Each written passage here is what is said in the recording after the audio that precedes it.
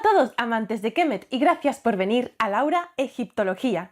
En el día de hoy vamos a retomar esa serie desmontando mitos falsos sobre el antiguo Egipto, y para ello vamos a hablar y vamos a conocer un poquito más cuál es el origen de esa idea que tenemos de Egipto como algo esotérico, místico, donde se guardan conocimientos y sabidurías muy antiguas y también muy ocultas que va a iniciar espiritualmente a aquel que las descubra. ¿A qué llamamos exactamente Egipto esotérico?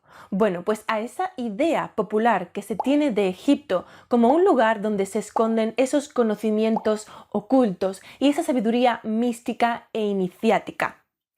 Bueno, esta idea es hoy en día seguida por aquellos que creen poseer una percepción especial que les conecta con esa información oculta de Egipto, a través de visiones, etc. Pero, ¿realmente de dónde viene esta idea? ¿Es esto una tradición o es algo moderno? Pues se trata de una tradición muy antigua. De hecho, ya en la antigüedad, los propios griegos y los propios fenicios, cuando llegaban al Egipto, pues se quedaban pasmados y alucinados por sus monumentos, que ya para entonces tenían como 1000 e incluso algunos 2000 años de antigüedad. Y creaban y generaban mitos de una idea muy sofisticada de lo que vendría a ser el Egipto antiguo. Así que vamos a conocer la historia del origen del Egipto esotérico. Especialmente los griegos influyeron en esta idea del Egipto esotérico. Como he dicho ya más veces en este canal, los griegos tenían la idea de Egipto como el origen de la sabiduría, el origen del conocimiento trascendental, profundo, espiritual, filosófico. De hecho, muchos griegos que eran filósofos o también otros personajes importantes solían decir que su conocimiento procedía o se originaba en Egipto. Esto ya lo tenemos con Tales de Mileto, que decía que su conocimiento de la geometría procedía de Egipto. También otros autores dijeron que estuvieron en Egipto y que de ahí procedía aquello que contaban. Tenemos ejemplos como Platón, Solón, Pitágoras y otros muchos. Pero claro, ¿qué Egipto conocieron estos griegos? Estos griegos no conocieron el Egipto del Reino Nuevo, no conocieron el Egipto imperial que se estaba expandiendo, ni su momento de mayor auge. Estos griegos ni siquiera penetraban mucho dentro del país, se quedaban en la zona del delta y no iban más allá. Ni siquiera conocían Menfis y muchísimo menos Tebas. Además, estos griegos llegan a un Egipto del siglo VI a.C. en adelante. Es el Egipto del periodo tardío, el Egipto saíta, que ya estaba bastante lejano al Egipto del Reino Nuevo, por ejemplo, y ya ni te cuento de los periodos anteriores. Por lo tanto, estos griegos tampoco iban mucho en profundidad a lo que vendría a ser los propios egipcios y su cultura y su país. Y lo cierto es que para entonces ni siquiera los propios egipcios conocían muy bien su pasado y tenían una idea bastante mitificada del mismo, que era la que transmitía a los griegos con mucho orgullo. También este momento es clave para entender el origen de la idea de Egipto como algo esotérico, porque justo en este periodo, el periodo saíta, los sacerdotes del norte de Egipto, de la zona del delta, empiezan a elaborar una ideología alrededor del antiguo dios Tot, generando así, desarrollando poco a poco la idea de Hermes, que ya en el siglo III a.C. se conocía como Hermes Trismegisto por los griegos. Fue muy popular, de hecho, para los griegos. En este momento se le empiezan a dar ciertas categorías esotéricas al dios Tot, este Hermes que se genera a partir de ahora, como el que tiene que ver con lo místico, con lo oculto, con lo esotérico, con un conocimiento oculto. Sí es cierto que en el antiguo Egipto, incluso en periodos faraónicos anteriores, encontramos que los sacerdotes son los que elaboran el conocimiento teológico en los templos, pero no como lo tenemos pensado a nivel popular, como una cierta hermandad que estaba transmitiendo conocimientos más antiguos, sino más bien también como una parte de la élite que también pues se consideraba de las clases altas, con varios recursos económicos que influían en las decisiones políticas y que al mismo tiempo pues elaboraban esa teología del país. Nada que ver con lo que nos cuenta la tradición como ese Egipto esotérico. Así, la literatura hermética no está relacionada directamente con la transmisión de los conocimientos egipcios antiguos, sino más bien con esta elaboración de tiempos griegos o de influencia griega. Es más bien el resultado del sincretismo de esa cultura egipcia con la interpretación griega y con esa fascinación que tenían los griegos por Egipto como el origen de la sabiduría. A todo esto, aprovecho para deciros que en este canal estamos creando una serie que se llama Historia de Egipto paso a paso. Entonces a lo mejor te interesa suscribirte para estar pendiente de esos vídeos. Llegado su momento, dentro de no mucho, vamos a llegar al periodo saíta, o mejor dicho, al periodo tardío, que vamos a enmarcar en un solo vídeo, y a lo mejor pues te interesa echarle un vistazo. Ahora mismo en esa serie estamos con el Reino Nuevo, pero volvemos al contenido de este vídeo. Continuamos con esa idea esotérica que tenían los griegos acerca de Egipto. En Platón encontramos los relatos que nos hablan de la guerra entre Atenas y la Atlántida, y en estos relatos dice que esa información procede de Egipto y atribuye a Egipto una antigüedad muchísimo mayor de lo que ha sido comprobada en arqueología. Esto lo hacían muchos griegos. Era un modo de legitimar la información que estaban aportando en su discurso. Recurrir a Egipto como la fuente de aquello que estaban contando, así darle veracidad. Es como cuando nosotros decimos hace mucho tiempo en un lugar muy lejano, no significa que tuviera que ser un lugar muy lejano y tampoco que ocurriera hace mucho tiempo, pero es un modo de comenzar la narración. Pero bueno, con toda esta idea que tienen los griegos de Egipto como algo súper sofisticado en cuanto a la sabiduría de la humanidad, sí que tenemos que tener en cuenta que los griegos no prestaron demasiada atención al conocimiento de los jeroglíficos egipcios. Para el momento en que los griegos estaban en Egipto, tampoco buscaron el modo de conocer realmente cómo leer los jeroglíficos y tampoco es que hubiera mucha gente ya que pudiera acceder a esa información. El tiempo fue pasando y esa información era cada vez menos accesible porque cada vez esa escritura se utilizaba menos. Por lo tanto, encontramos que los griegos ya en la antigüedad elaboran la idea de que los jeroglíficos es una escritura simbólica que contiene una información oculta, mística, que están transmitiendo los egipcios antiguos desde hacía miles y miles de años atrás a las generaciones posteriores para aquellos que pudieran acceder a ello e iniciarse en ese conocimiento. Esa idea, por supuesto, es totalmente errónea. Esta idea de los jeroglíficos como una escritura puramente simbólica se transmite de una manera y otra que os vamos a contar un poquito más adelante en el vídeo y llega hasta hoy en día, donde ya encontramos gurús todavía que dicen que la escritura jeroglífica es simbólica y que los egiptólogos no tienen ni idea de cómo traducir jeroglíficos egipcios. Vamos a hablar de algunos ejemplos del origen de esta idea de los jeroglíficos como algo simbólico. Encontramos a Plotino, griego de Egipto, que estudió en Alejandría allá por el siglo III. Plotino interpretó los jeroglíficos egipcios como una escritura simbólica a través de la filosofía neoplatónica, de la que también hemos hablado en este canal, y te voy a dejar un link en la tarjetita por ahí arriba si te interesa el neoplatonismo y de qué va todo esto. Esta interpretación estaba centrada en el regreso del alma del individuo al gran Dios. Otro ejemplo como el de Plotino lo encontramos en Horapollo, también un griego de Egipto, que interpretó también la escritura jeroglífica como una escritura simbólica. Escribió un libro que prevaleció en el tiempo, se reprodujo y llegó hasta el Renacimiento. Y desde que se reencontró este libro en el Renacimiento se reprodujo aún más esta idea de que los jeroglíficos egipcios eran algo simbólico. Se continuó con esta idea hasta el siglo XIX, hasta que se consiguió por fin descifrar los jeroglíficos egipcios gracias a la piedra Rosetta. Todavía hay gente que tiene en consideración esta manera de interpretar los jeroglíficos antigua, procedente de personajes que, si bien eran filósofos ilustrados, pues no tenían mucha idea acerca de realmente la escritura jeroglífica y cómo funciona.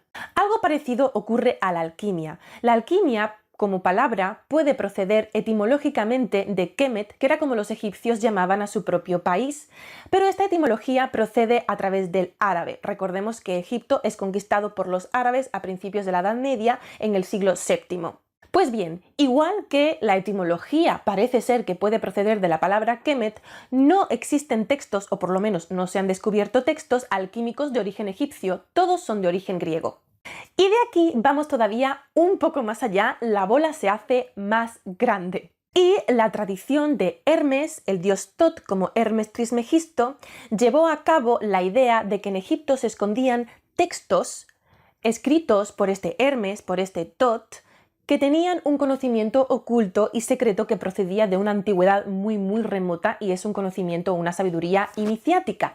Y se elaboró la idea, y de hecho se creía, que en Egipto había lugares con estos textos escondidos esperando a que alguien los redescubriera para iniciarse y devolver la vida a esos conocimientos antiguos. Un ejemplo lo encontramos en Ammianus Marcellinus, que en el siglo IV después de Cristo, desde Roma, escribió un libro sobre historia y en ese libro dijo que en Giza había unas especies de túneles subterráneos que escondían estos textos secretos de Hermes y que quien lo descubriera entraría en una iniciación de sabiduría muy antigua que regresaría a la vida. Y adivinad, esta idea prevalece todavía en la idea de Egipto como algo esotérico y todavía hay algunos gurús que van predicando este tipo de información. Pero claro, hablamos de la antigüedad, digamos de la antigüedad tardía.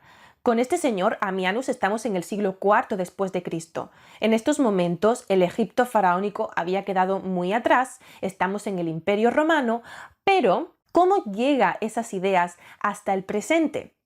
Pues tenemos que irnos al Renacimiento. Durante el Renacimiento, como he dicho antes, hay algunos textos clásicos que se retoman y los humanistas están muy interesados por leer a los clásicos, a los griegos y a los romanos. Entre esos textos está, por supuesto, el de Ora Polo, que habla de la escritura jeroglífica, como decía antes, como una escritura simbólica y misteriosa que esconde un secreto. Tenemos también que decir que muchos de esos textos clásicos habían llegado hasta época renacentista gracias a la reproducción de los sabios árabes. Con esto también la idea de Egipto como un conocimiento esotérico, como un lugar donde había muchísimos misterios, donde se desconocía realmente como ese origen desconocido del ser humano, místico e iniciático, conectado con la Atlántida, etcétera, etcétera. Luego encontramos ya en el siglo XVII a otro señor, Athanasius Kircher, un señor bastante importante en el desarrollo de la egiptología o de la preegiptología, en el sentido en el que, bueno, él también intentó traducir jeroglíficos erróneamente, considerándolos como una escritura también simbólica. Pero sí que es cierto que Athanasius Kircher tuvo buenas ideas y en eso tenemos que mencionarlo también, porque gracias a Athanasius Kircher pues estuvo la primera idea de que la lengua que se puso por escrito en jeroglíficos podría ser un estadio anterior a la lengua copta que él conocía, y esto resultó ser cierto. También fue uno de los primeros que idearon la posibilidad de que los jeroglíficos podrían representar sonidos. Vamos ahora al siglo XVIII. Durante el siglo XVIII, los masones y también los rosacruces empiezan a legitimar sus conocimientos en la idea de la procedencia de ese Egipto místico y esotérico. Ellos utilizaban sus ideas y las originaban idealísticamente en un Egipto ancestral con pleno conocimiento, también idealizado como una sociedad perfecta. Podemos decir entonces, para resumir concluyendo, que el hermetismo, que ya hemos visto dónde se originó, pues tuvo influencia en el siglo XVIII en la masonería y en los rosacruces. Todas estas órdenes decían tener origen egipcio. Pero al mismo tiempo, esto es paralelo a lo que ocurre con los griegos en la antigüedad. Los masones y los rosacruces decían tener sus orígenes en el Egipto antiguo, así como los griegos decían que sus conocimientos procedían de Egipto. Es un modo de legitimar lo que estás haciendo, tu conocimiento o tu transmisión. Pasamos entonces al siglo XIX. El siglo XIX tiene un montón de gurús que también elaboran muchas ideas en base a sus visiones y no realmente sobre la base de la arqueología. Encontramos, por ejemplo, a Blavatsky, que fue una señora que desarrolló la teosofía. Ella hablaba de Egipto como esto esotérico, conectado con la Atlántida, con unas ideas que tampoco vamos a mencionar en este vídeo por falta de tiempo. Y bueno, la idea es que ella se basaba en sus visiones para hablar de Egipto. De hecho, fue la pionera en decir que la pirámide de Giza no era una tumba, sino un templo iniciático. Blavatsky nunca fue a Egipto. También hablaba del Tíbet, pero nunca estuvo en el Tíbet, y pues como he dicho antes, basaba sus conocimientos en sus visiones espirituales. Puedes creerte o no creerte estas historias de gurús según tus propias creencias espirituales y tu libertad de creencia, pero lo cierto es que no están basadas en los restos que nos han llegado a través del tiempo y de la aleatoriedad de la conservación arqueológica hasta estos días, es decir, no están probados ni muchísimo menos. Y claro, todas estas ideas perdieron poder en el momento en el que se descifró la piedra Rosetta, ya que por fin se pudo acceder a los textos egipcios. Por cierto, si os interesa saber una historia similar, pero acerca de esa idea popular que se tiene de la pirámide o de las pirámides de Giza como algo trascendental, esotérico, místico, imposible, de un origen alienígena y todas esas cosas, también puedo hacer un vídeo similar a este explicando pues el desarrollo de todas esas ideas. Si es así, solamente tienes que comentármelo ahí debajo y yo con mucho gusto prepararé un vídeo similar a este. Muchísimas gracias por ver este vídeo hasta el final, espero que te haya hecho pensar, que te haya gustado, que te haya entretenido y también te incito a buscar más información verídica al respecto. Te voy a dejar ahí abajo una referencia bibliográfica que te puede ayudar, eso sí, está en inglés. La desgracia es que aunque el español sea un idioma muy extendido en todo el mundo, uno de los más hablados en todo el planeta, con más países que hablan el idioma español como idioma oficial, es una pena que no haya tanta bibliografía de calidad en español. Tenemos muchas novelas y muchos libros, todos ellos traducidos de otros idiomas, algunos escritos originalmente en español, pero no en abundancia.